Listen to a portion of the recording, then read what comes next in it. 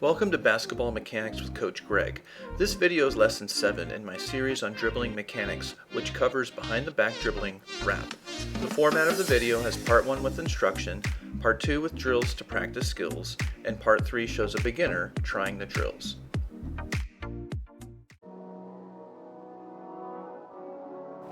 So there are 2 ways to dribble behind your back, and I want to distinguish between the 2. In relation to a basket, flatbacks move the ball side to side, and the movement of your body can also mimic that movement with a shuffle step. You can turn your body to a 45-degree position and flatback forwards or backwards along that angle with a shuffle step.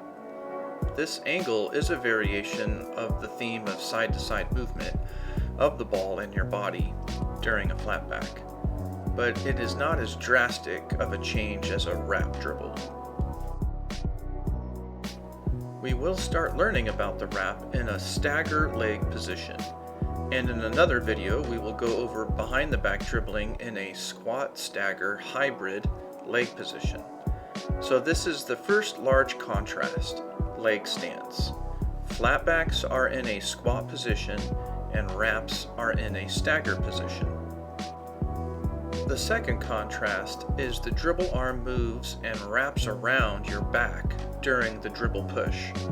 This causes the ball to bounce and move forward ahead of your body. During a flatback, the ball moves to the side of your body.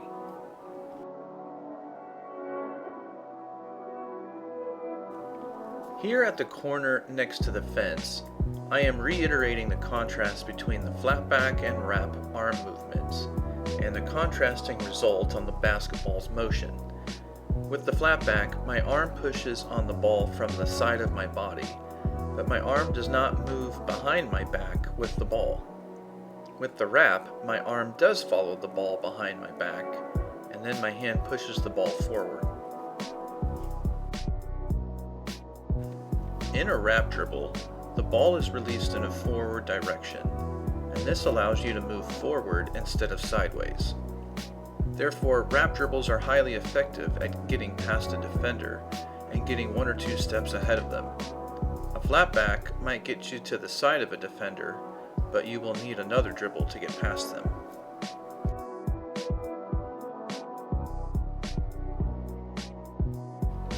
I have used a clock analogy before, but with the wrap dribble, I will use a simple body analogy.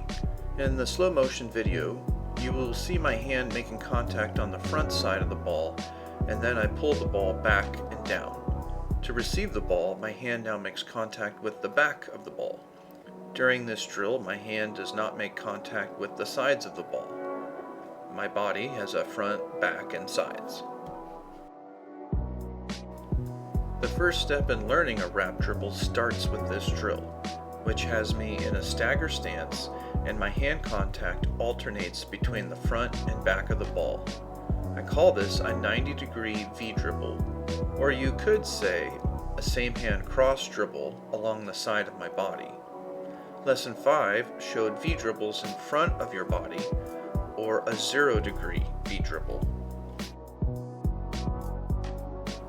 The slow motion also shows how much the ball is sliding or spinning in my hand after I make contact with my receives. This drill and this body position is a great time to also practice this mechanic, allowing the ball to spin in your hand. In all of these dribbles, the center of my hand never makes contact with the ball in the southern hemisphere of the ball. Or another way to say it is that my hand remains in a 2 or 3 o'clock position, whether on the front or back of the ball. I will define the center of my hand as the part of my palm that is just under my middle finger.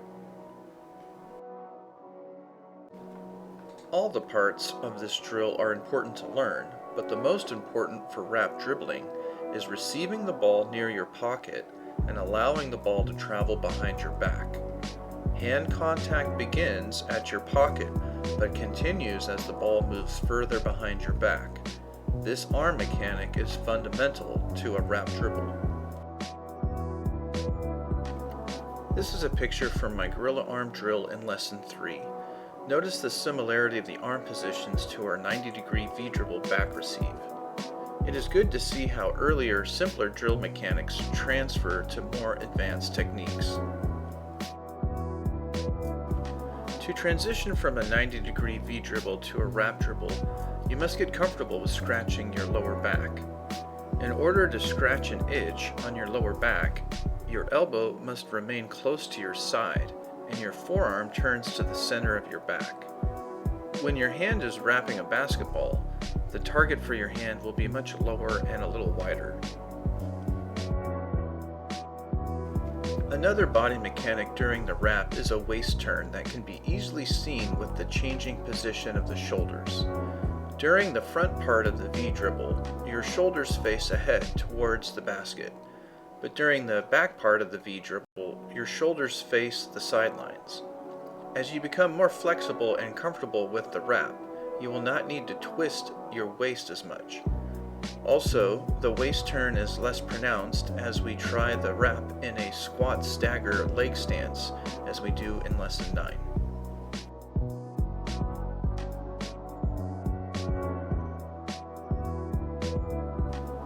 Our first drill is to get comfortable with the stagger stance 90-degree V-dribble. The width of the V path is from our knee to our pocket. My hand on the pocket receive is partially on the back of the ball and partially on the side of the ball.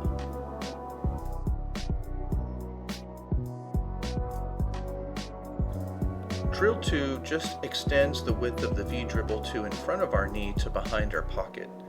This extra distance really adds some challenge to the drill for beginners. The extra distance forces your hand contact to be completely on the back of the ball when you receive it behind your pocket.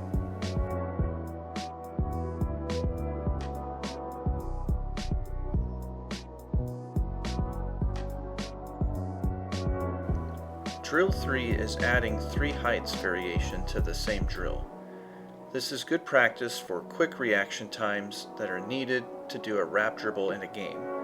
Your response time to a defender trying to steal the ball from you is very short, and knee-high dribbles push your hand and arm speed.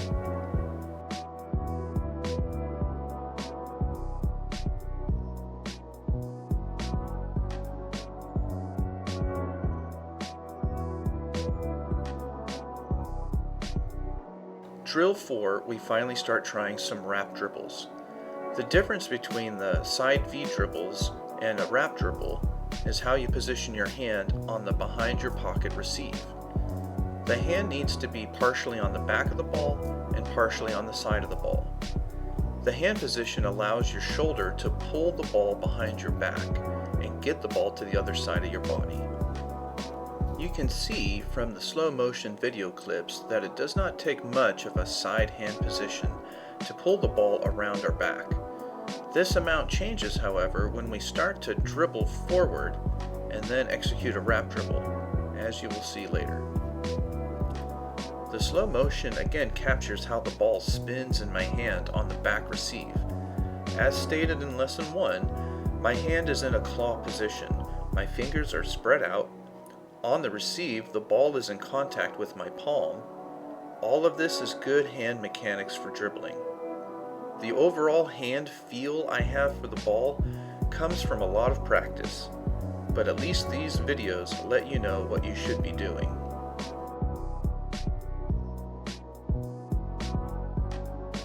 A common mistake during a wrap is to leave your elbow always bent during the entire arm motion.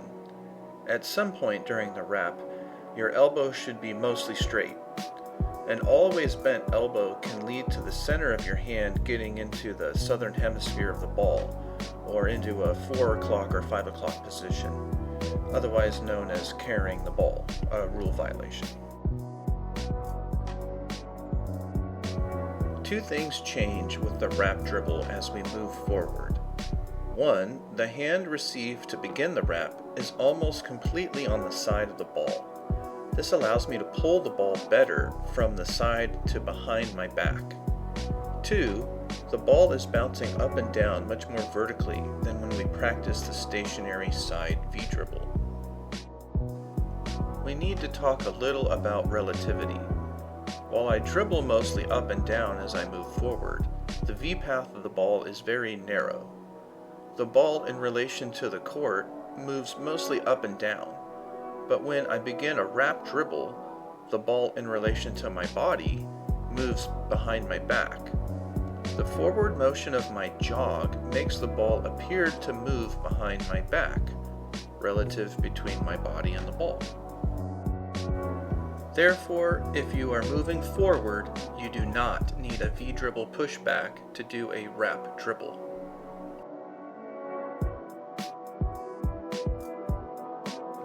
Drill 5 is one more step to get us ready for forward motion wraps.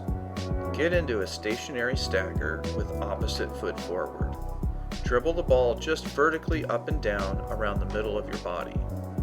Do 3 dribbles with your hand on top of the ball, then receive the ball with your hand on the side. You need to pull the ball behind your back and turn the ball at the same time.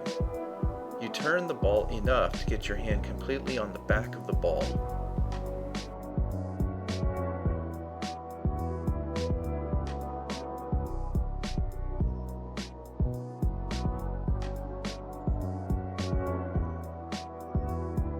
Drill 6 is moving forward into wrap dribbles.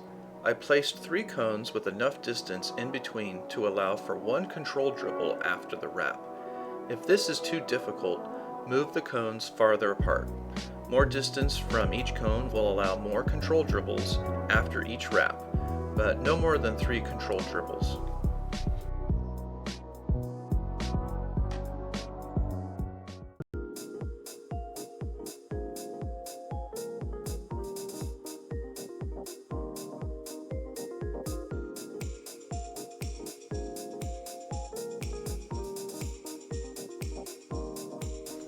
Drill 1. After we fix Edgar's back foot direction, his right hand looks good, and his left hand is, not surprisingly, more of a challenge. Some of his early left hand side V dribbles are too low. He just needs to practice the angle and push force for a consistent left hand side V dribble.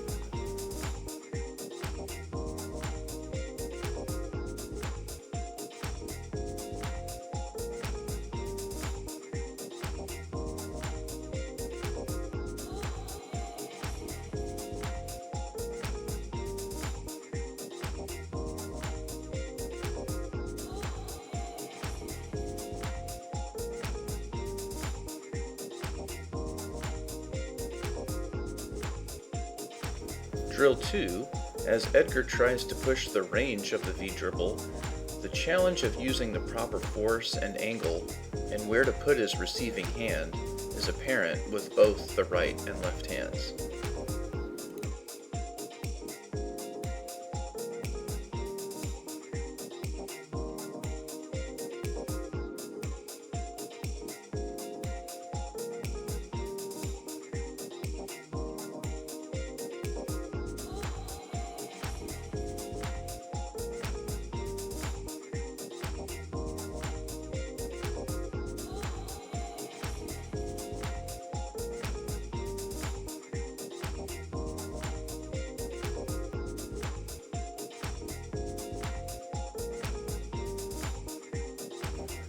Edgar's left hand also accidentally put some angle on the side V-dribble, so much so that the ball does not remain bouncing on his side.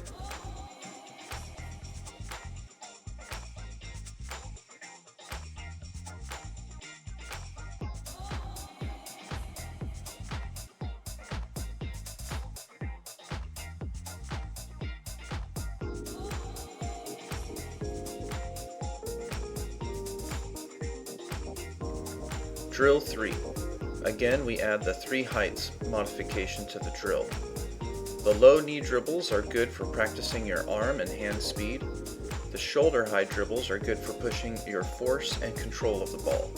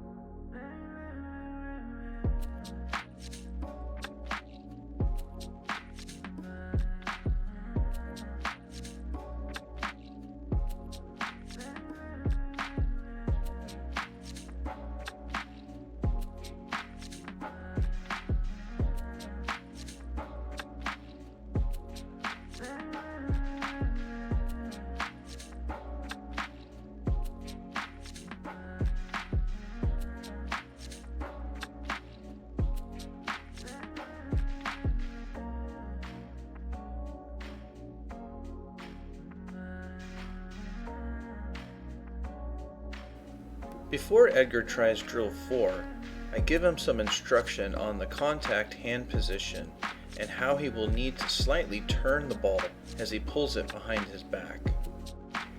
I wanted to emphasize that the hand contact is not just on the back of the ball, but also slightly on the side of the ball.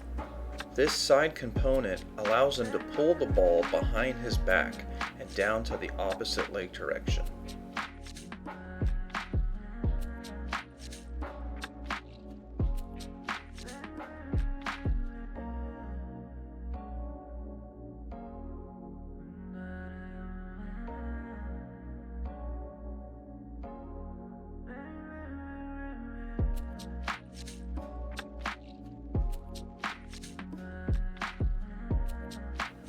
For his first time doing some behind the back wraps, these look good. What also helps is that Edgar keeps his positive attitude and he does not stress about making mistakes. As you learn basketball or any sport, do not expect too much from yourself too fast.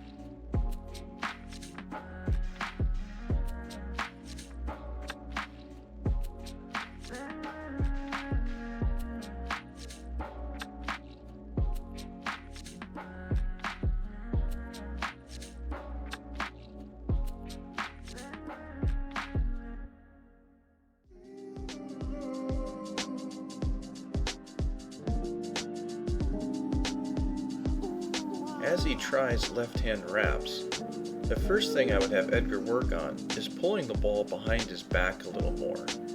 I think he is over-relying on the angle from his wrist. I would like to see his forearm pull the ball a few more inches behind his back.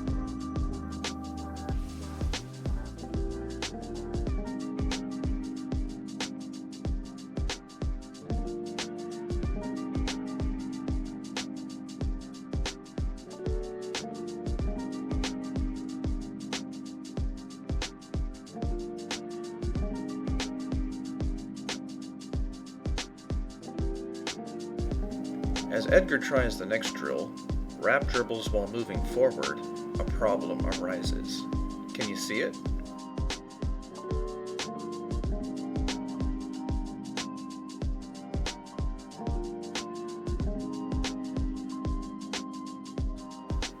His wraps turned into flatbacks, which hinder his ability to move forward with his dribble.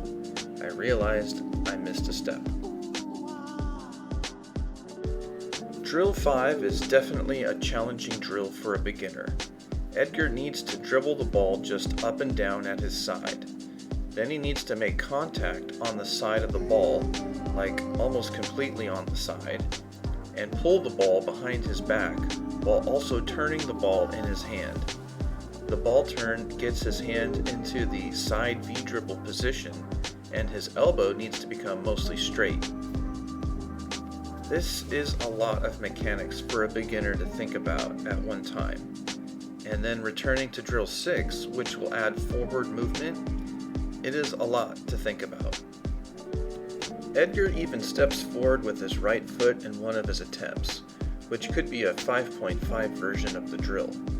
5.5 would be right foot back during the 3 control dribbles, but when the side hand contact pull is initiated, your right foot steps forward. Creating the video series continues to develop me as a coach.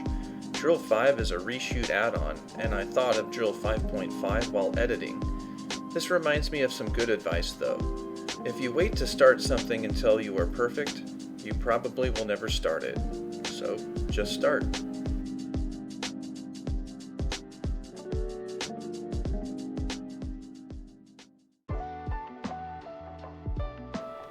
Thank you for watching Lesson 7 on Behind the Back Wraps in my series on dribbling. Up next is Lesson 8 on dribbling through the leg and squat stagger stance. Then in Lesson 9 we revisit the V-dribble and flatbacks and look at some dribbling marches. Lesson 10 is on in-out dribbles and stepbacks. If anything in this video has helped you learn or coach basketball, please like the video and consider subscribing to my channel.